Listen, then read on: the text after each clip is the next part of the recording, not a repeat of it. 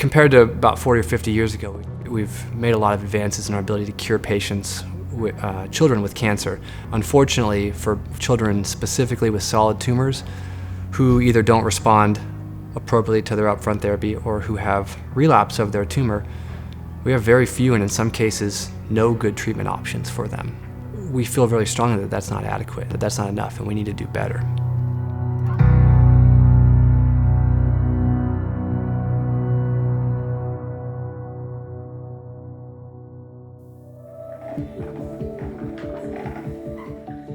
Lincoln is full of energy. He's a little fireball. He's just the happiest kid through everything he's been through.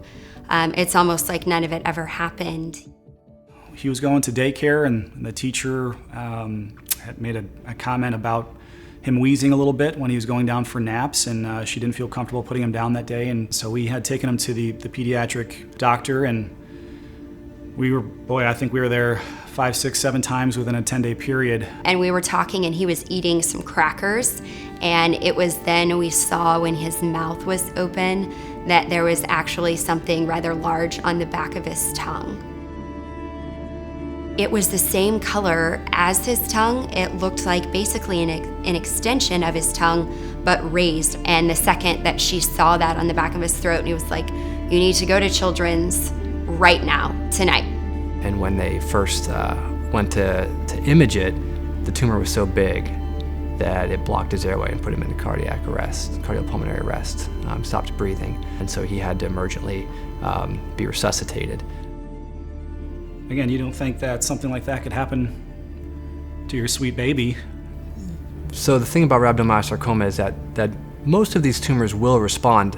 Unfortunately, about 12 weeks after starting chemotherapy, we found that his tumor had not responded appropriately and actually had grown through the chemotherapy. When they don't respond, their outcomes are poor.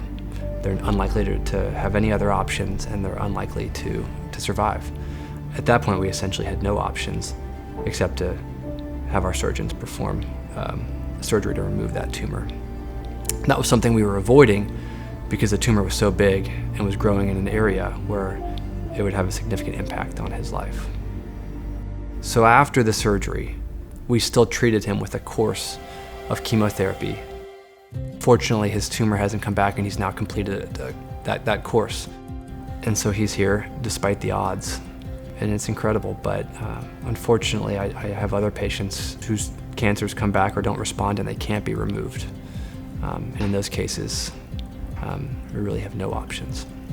So this project I'm working on, it's a clinical trial, and it's for patients, children with solid tumors that have either not responded appropriately to their first line of therapy or have come back after being treated and being cured for a time.